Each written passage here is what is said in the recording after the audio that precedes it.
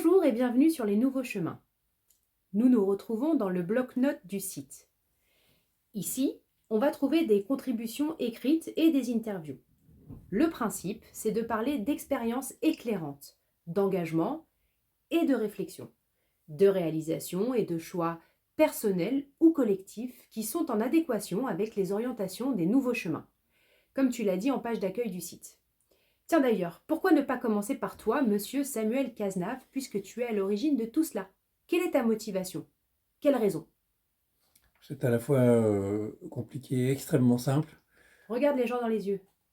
Tout commence par un stop, c'est-à-dire comme un stop par crevaison, comme dans le jeu des 1000 bornes. Après, c'est la descente en roue libre et vers les grandes profondeurs. J'ai vu la racine des pissenlits et la neige du fond de l'océan, je dois le dire. Et je dis cela parce que je sais que je ne suis pas seul à être passé par là. Et peut-être aussi parce que ça n'arrive pas tout seul.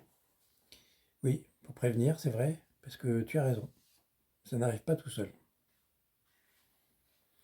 Bon, et pour ceux qui sont dans cette situation, juste un mot. Vous n'êtes pas le problème, mais vous êtes votre solution. Tu sais, ça me fait penser à un slogan des influenceurs de coach de vie.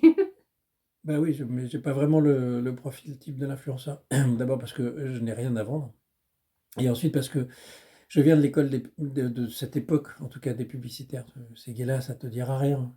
Le temps des Minitel, probablement pas plus, de la Force Tranquille, des pubs pour l'achat de la lessive de la mère Denis, les piles Duracell, de Bernard Tapie, Scorpion à bas, les boîtes de nuit pleines de fumée de cigarettes, les gros Macs qui s'ouvrent avec un bruit d'orgue de cathédrale, la bouffe au boudin, Romain Gary, les cigares avec des copains dans les bars, et puis maintenant plutôt en terrasse, dans le meilleur des cas.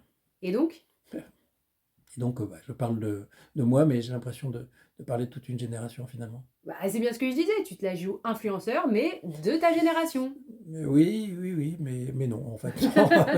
Je veux juste te dire que je me trouve à faire un truc de plus que je ne connaissais pas, et c'est peut-être justement là une question générationnelle. Les boomers, c'est des nanas et des mecs qui ont commencé à taper d'un doigt sur leur mobile avant de comprendre que ça va plus vite avec 2 pouces. C'est des nanas et des mecs qui ont rêvé de faire le tour du monde en avion et qui s'aperçoivent qu'il fallait lever le pied pour l'avenir de leurs enfants. C'est des jeunes qui ont dit, qui ont cru à l'assurance maladie, à la sécurité sociale, à la retraite, et puis finalement, les règles ont changé. C'est aussi des filles et des garçons qui s'aperçoivent 40 ans après qu'ils ont été maltraités tout Mm. petits et qui ne veulent plus de ça pour leurs gamins, pour leurs compagnes, pour leurs compagnons. Mm. Ah, bref, on est la génération X, comme des sous X ou comme les panneaux, c'est dès le passage. Mais ça veut dire une chose avant tout, on a dû s'adapter.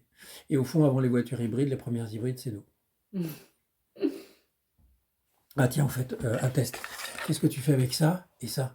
Oh bah, je sais pas, T'as pas la ref. T'as pas la c'est une crécelle. ref. T'as pas la ref. Bon, et du coup, cette génération, c'est quoi son chemin? Bah, c'est peut-être la première qui n'a pas de chemin tracé, justement. Les questions les plus fondamentales sur l'avenir, elle doit se les poser aujourd'hui. Et avec toutes ces incertitudes, ce n'est peut-être pas si mal que ce soit cette génération-là qui soit amenée à être comme un passeur, un éclaireur. Alors, c'est un site générationnel. Ben non, pas plus, puisqu'il s'agit de se tourner plutôt vers les autres, et tous les autres. C'est peut-être ça la vocation de cette génération, contrairement à la précédente. Peut-être plus romanesque, c'est vrai, mais essentiellement tournée vers elle-même quand même. Donc, si je résume, tu es parti d'un accident de la vie, comme on dit, comme toute ta génération qui a l'air un peu accidentée d'ailleurs, tout en ayant depuis longtemps une idée derrière la tête. Bref, tu t'en es sorti en te disant que tu en sortirais d'autres, à ta façon, quoi, si je puis dire, en se préparant aux grands enjeux de ce monde. C'est ça? C'est ça, j'avais d'ailleurs fait un roman à ce sujet-là. C'était avant le Covid, avant la démission de Nicolas Hulot, un peu sur l'écologie. On parlait de plus en plus de COP, de feux de forêt. Et ça n'est pas un biais cognitif. Ah, mais c'est ton roman, c'est l'ultime combat de Napoléon, le nouveau chemin. Il y a donc un lien entre ce roman d'il y a 7 ans et la création de cette association. Oui, c'est un cheminement. Ça remonte à ma démission de la mairie d'Angoulême, où je ne pouvais pas faire ce que je souhaitais faire pour cette ville. Puis ensuite, ça s'est enchaîné avec ma vice-présidence au département sur l'insertion, et puis le développement durable au ministère de l'Éducation nationale.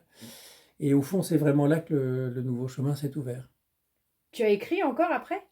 Oui, j'ai écrit la suite du roman.